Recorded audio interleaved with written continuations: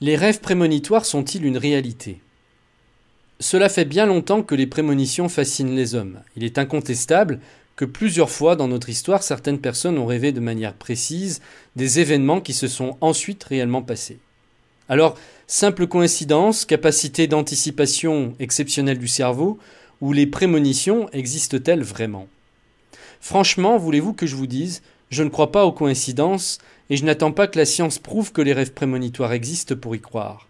Je me base sur mon vécu et sur les expériences que d'autres personnes ont partagées avec moi, notamment l'histoire d'un de mes amis d'enfance qui, un jour, me raconte le rêve qu'il vient de faire la nuit précédente. Il est dans la voiture d'un de ses camarades de fac, puis un véhicule vient le percuter côté passager. Quelques jours plus tard, il m'annonce que son camarade lui a proposé de le ramener chez lui en voiture et qu'il a refusé. Le lendemain, il apprend qu'il a eu un accident et qu'un véhicule l'a percuté violemment côté passager. Je suis certain que vous aussi avez vécu des histoires similaires qui vous concernaient directement ou concernaient un proche. Un rêve qui vous mettait en garde, directement ou de façon imagée. Un rêve qui vous a permis d'éviter une grosse catastrophe ou tout simplement une situation gênante. Peut-on parler de logique inconsciente? Votre cerveau enregistre à l'état de veille, à votre insu, une foule de détails minuscules dont vous n'avez même pas idée. Et celui-ci les trie la nuit pendant votre sommeil, en classant les informations et en établissant des corrélations. Les premiers parapsychologues, dès la fin du XIXe siècle, essayèrent d'expliquer les rêves prémonitoires grâce à ce phénomène. Une logique qui nous serait inaccessible à l'état conscient serait capable de prévoir des événements.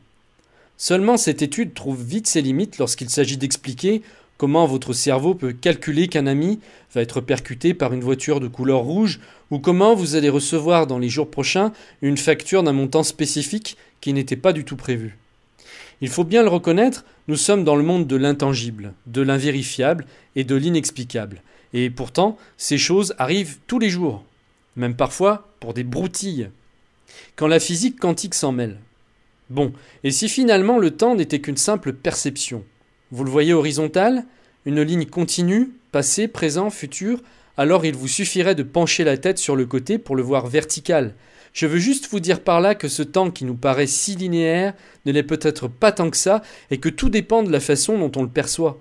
Le physicien français Alain Aspect a bouleversé toutes les croyances en 1982 lorsqu'il a démontré que l'univers ne fonctionnait pas tout à fait comme nous le pensions.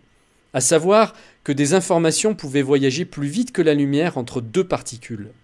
Et si l'information était déjà là, quelque part, avant même que l'événement ne se soit produit? Qu'en pensez-vous? Et quels sont vos témoignages?